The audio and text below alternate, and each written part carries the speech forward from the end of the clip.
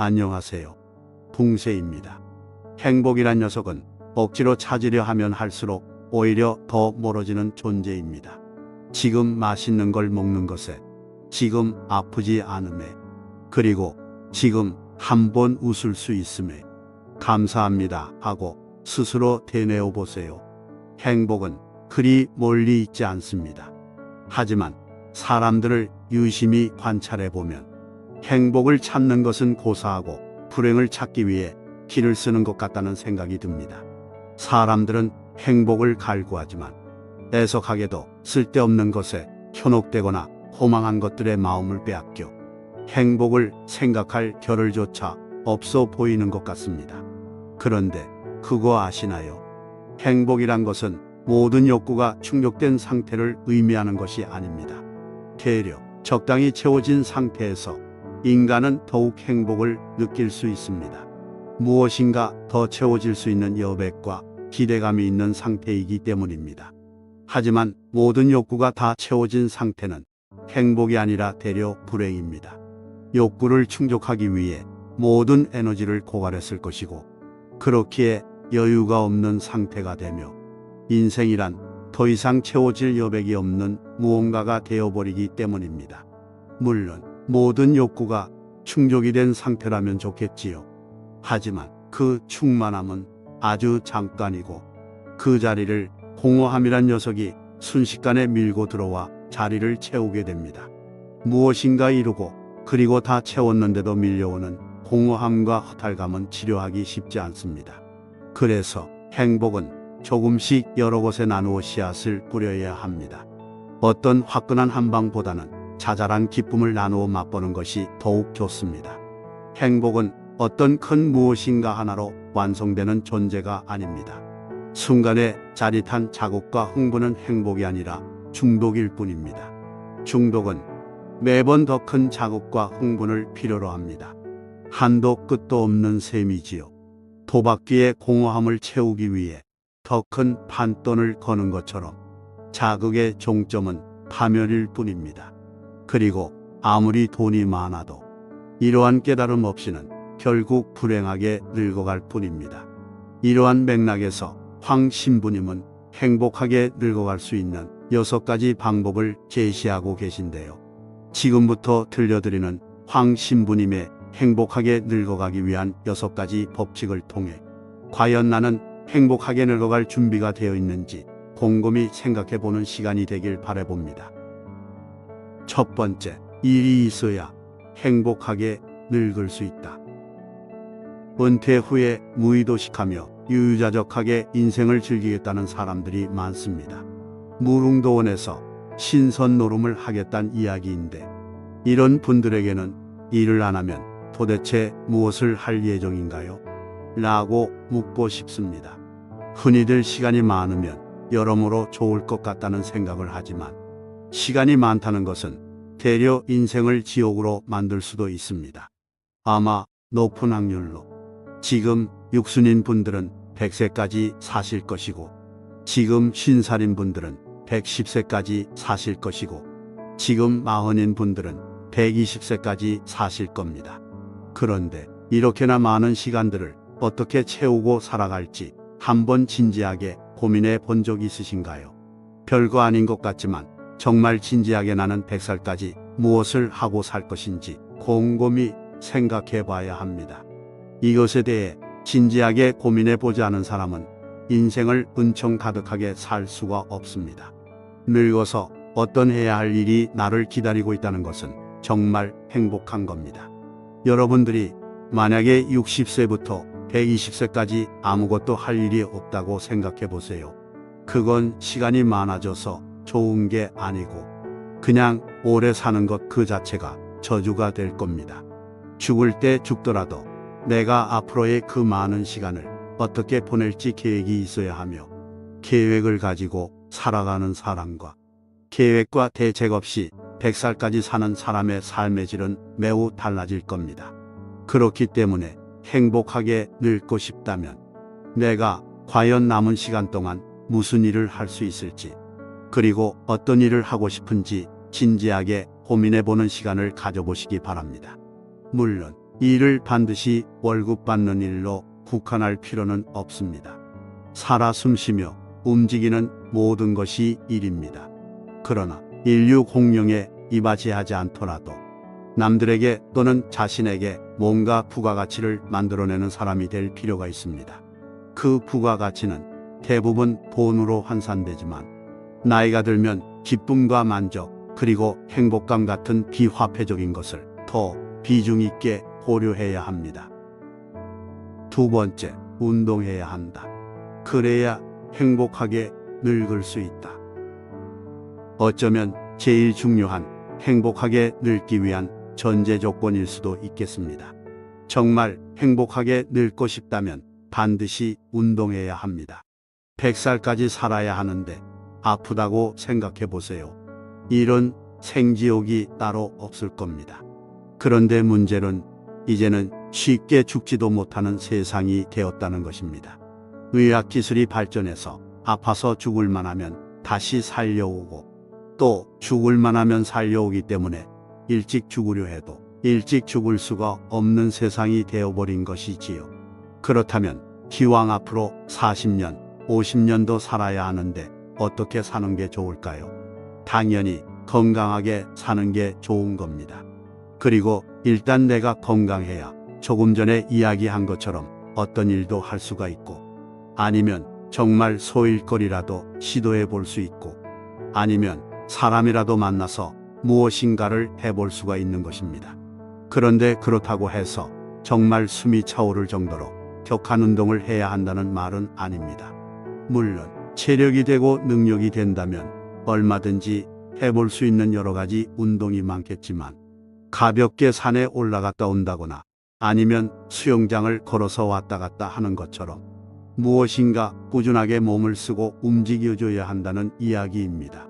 그런데 참 안타까운 이야기지만 오랜 세월 운동을 안 하시고 가만히 계시는 노인분들을 보면 많은 분들의 건강 상태가 좋지 못하며 결국 거동까지 불편하게 되는 경우가 많습니다. 그럼 누군가는 이분들이 화장실에 가거나 씻기 위해 움직여야 할 때 옆에서 지속적으로 도와야 하고 누군가의 도움 없이는 내가 하고자 하는 것을 하지 못하는 상태가 되어버리는 겁니다. 그렇게 40년, 50년을 살아야 한다고 생각해 보세요. 살아도 이건 사는 게 아닐 겁니다. 그래서 이렇게 살기 싫다면 여러분들은 꼭 운동을 해야 합니다. 운동은 행복하게 늙기 위한 지름길이자 가장 기본이 되는 행동입니다. 세 번째, 꾸준히 배우고 공부해야 행복하게 늙을 수 있다. 배우고 때때로 익히면 기쁘지 아니한가. 소년은 늙기 쉽고 학문은 이루기 어려우니 짧은 시간도 가볍게 여기지 마라. 공자의 노노와 주자의 소학에 나오는 이야기입니다. 유학의 대표 주자인 두 분이 이구동성으로 배움을 강조한 말씀이니 허투루 한 말은 아닐 겁니다. 배움은 성장하고 깨닫는 인생을 살기 위한 계단의 초석과 같습니다. 아마도 학생이라는 신분과 학교라는 장소에서 이루어지는 행위를 진정한 배움이라고 생각하는 사람은 많지 않을 것입니다. 궁하면 때와 장소 그리고 나이를 불문하고 배우고 탐구해야 합니다. 아니, 궁하지 않더라도 알기 위해 배워야 합니다. 그러나 사람들은 배움도 다 때가 있는 것이라며 마치 시한부 인생을 선고받은 것처럼 이미 늦었다며 배움을 멀리하고 포기하고는 합니다. 하지만 이런 자세라면 행복한 인생은 고사하고 늘 제자리 걸음을 걷는 인생을 살게 될 뿐입니다. 생계를 위해 일을 배우고 직업을 갖기 위해 기능을 습득하는 것도 배우는 것이지만 그에 못지않게 중요한 배움이 많습니다. 우리가 살아가는 세상을 이해하는 토대가 되는 경제, 사회, 사람, 자연에 대한 배움 말입니다. 또 역사와 철학 등의 인문학도 포함되어야 합니다. 그래야 밥만 먹고 사는 인간이 아닌 전인격의 고등동물이 될 수 있습니다. 어부인 베드로가 낚시 그물과 배를 내팽개치고 기꺼이 예수님을 따라 나선 것처럼 우리의 배움도 베드로처럼 그렇게 결연해야 합니다. 그래서 눈을 감을 때까지 학생이어야 합니다. 성장하고 있다는 느낌은 불행을 막아주고 행복은 배가시켜줍니다. 인간을 이해하고 세상을 이해하는 일은 철학자만이 해야 할 일은 아닙니다. 평범한 여러분도 할 수 있고 또 해야만 합니다. 네 번째, 중요한 사람들과 적당한 거리를 두어야 행복하게 늙을 수 있다. 대부분의 사람들은 인간관계에 있어 내가 선한 뜻을 갖고 개입하면 결과가 좋아질 것이라는 환상과 착각 속에서 살아갑니다. 하지만 실제로 과연 그럴까요? 그렇지 않습니다. 그런 경우는 오로지 상대방이 나와 똑같은 조건일 때만 가능합니다. 애초에 삶의 체험과 경험이 다른데 내가 하는 조언과 충고가 먹힐 것이라 생각하는 것은 어쩌면 오만입니다. 조심스럽게도 먹힐까 말까 한데 강압하거나 강조하거나 강행하는 경우 사태를 더 복잡하게 만들 뿐입니다. 모든 것이 그렇습니다. 깊숙이 개입하면 도리어 불화가 생길 뿐입니다. 그러니 적당한 거리를 두어야 합니다. 가장 좋은 방법은 상대방이 깨달을 때까지 기다려주거나 깨닫지 못하더라도 답답해하지 말고 그냥 가까운 이웃이라고 생각하고 충고나 조언 대신 격려의 말 정도가 최선입니다. 그 이상은 과유불급입니다. 존경하는 사람에게 듣는 충고와 조언 이외에는 다 잔소리일 뿐입니다. 가슴에 손을 얹고 생각해 보시기 바랍니다. 당신이 누군가에게 존경받을 만한 사람인지 말입니다. 또한 나이가 들면서 외롭다고 누군가와 친하게 지내고자 무턱대고 들이댔다가는 오히려 관계가 소원해집니다. 내가 상대방을 좋아하는 것은 중요한 게 아닙니다. 상대방이 무엇을 좋아하고 나를 좋아하느냐가 중요할 뿐입니다. 그러나 대부분의 사람들은 자신이 좋아하면 상대방도 자신을 좋아할 거라고 착각을 하고는 합니다. 그런데 모든 비극의 시작은 이런 자기중심적 세계관에서 시작됩니다. 다섯 번째, 가난하지 않다는 자각이 있어야 행복하게 늙어갈 수 있다. 부자라서 행복한 것보다는 가난하지 않아 행복해야 합니다. 대한민국에서 평범한 사람이라도 고종 황제보다는 더 많은 물질적 혜택과 양호한 영양 상태를 유지하고 있을 것입니다. 그러나 대부분의 사람들은 우리가 이렇게 누리고 있는 많은 혜택에 대해 깊게 생각해 보지 않습니다. 돌아가신 법정 스님은 무소유를 추구하며 일체의 불필요한 소유를 배격하셨는데 우리가 가지고 있는 물질적 소유는 그 어느 시대보다 많습니다. 아니, 대려 차고 넘친다는 표현이 더 적절할 것 같습니다. 돈의 가치를 중요하게 생각하는 사람에게 돈보다 중요한 것은 없습니다. 돈을 앞에 세우면 모든 건 후순위로 밀리는 것이지요. 그러나 돈 때문에 겪은 서름과 고통이 뼈에 사무쳐도 돈은 후순위에 두어야 합니다. 돈보다 더 중요한 가치가 있음을 믿어야 돈도 보이고 돈의 노예가 되는 것으로부터 벗어날 수 있기 때문입니다. 돈에 눈이 멀면 아무것도 보이지 않게 됩니다. 일단 돈부터 벌어보자는 얄팍한 욕망은 불나방과 같습니다. 결국 이런 욕망은 메비우스의 띠와 같아서 자신을 덮치고 끝내 자신을 불태우고 맙니다. 내가 부자가 아니라는 사실에 화가 난다면 생각을 바꿔야 합니다. 부자가 아니면 빈자라는 생각이 합당한 생각일까요? 우리 모두 욕심과 분노 그리고 어리석음의 늪에서 빠져나와야 합니다. 진정한 부자는 고귀한 품성을 가지고 있는 사람입니다. 진정한 부자는 인심이 야박하지 않습니다. 남에게 친절합니다.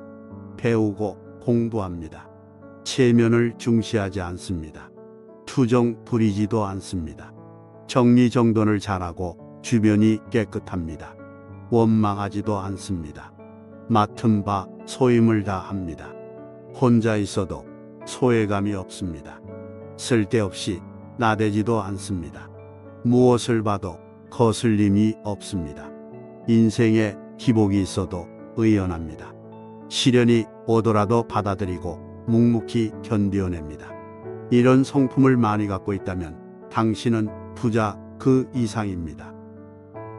여섯 번째, 미워하지 않아야 행복하게 늙어갈 수 있다. 사랑해야 행복한 것 같지만 천만의 말씀입니다. 그보다는 미워하는 사람이 없어야 행복합니다. 특히 부자를 미워하고 잘되는 누군가를 질시하면 불행을 달고 사는 것입니다. 왜냐하면 부자는 많고 나보다 잘되는 사람은 부지기수니까 말입니다. 특히 불평등, 불공정을 입에 달고 사는 사람이라면 죽을 때까지 불행하게 됩니다. 안타깝지만 눈을 감는 그 순간까지 평등과 공정은 볼 수 없을 것입니다. 모든 사람이 아주 동일하게 공평해야만 한다고 생각한다면 행복은 물 건너갔다고 봐야 합니다. 사랑은 눈꼬리가 내려가고 입꼬리가 올라가게 만들지만 미움은 눈이 뒤집히고 입에 거품을 물게 합니다. 사랑의 영향력이 미움의 파괴력보다 클 것 같지만 천만의 말씀입니다. 사랑으로 한 사람을 살릴 수 있다면 미움과 질투는 온 인류를 멸망시킬 수도 있습니다. 우크라이나를 침공한 푸틴이 그걸 잘 보여주고 있다고 할 수 있겠지요. 셰익스피어의 4대 비극은 하나같이 미움과 질투에서 시작되었음을 상기해야 합니다. 누군가를 미워하고 질투하면 그 어떠한 사랑의 감정도 싹이 틀 수 없습니다. 정서적 황무지 상태가 되기 때문입니다. 물론 미움받지 않고 또 미워하지도 않는 삶이 좋겠지만 둘을 같이 이루기는 하늘의 별따기처럼 정말 어려운 일입니다. 젊은 시절에는 누군가로부터 미움받지 않기 위해 애를 썼다면 나이가 들어가면서는 누군가를 미워하지 않기 위한 방향으로 노력해야 합니다. 미워한다고 그 상대가 죽거나 잘 못 되는 것도 아닌데 괜히 나만 사서 고생하는 꼴이기 때문입니다. 누군가를 미워하는 이런 나쁜 감정은 생활 쓰레기와 같아서 정기적으로 소각하거나 청소해 주어야 할 필요가 있습니다. 지금까지 들려드린 행복하게 늙어갈 수 있는 6가지 방법에 대해 정리하자면 첫 번째, 일이 있어야 행복하게 늙을 수 있다. 두 번째, 운동해야 한다. 그래야 행복하게 늙을 수 있다. 세 번째, 꾸준히 배우고 공부해야 행복하게 늙을 수 있다. 네 번째, 중요한 사람들과 적당한 거리를 두어야 행복하게 늙을 수 있다. 다섯 번째, 가난하지 않다는 자각이 있어야 행복하게 늙어갈 수 있다. 여섯 번째, 미워하지 않아야 행복하게 늙어갈 수 있다. 정도로 요약될 수 있겠습니다. 이런 조언과 깨달음을 통해 과연 나는 행복하게 늙어갈 준비가 되어 있는지 스스로에게 질문을 던져볼 수 있는 시간이 되었기를 바라봅니다.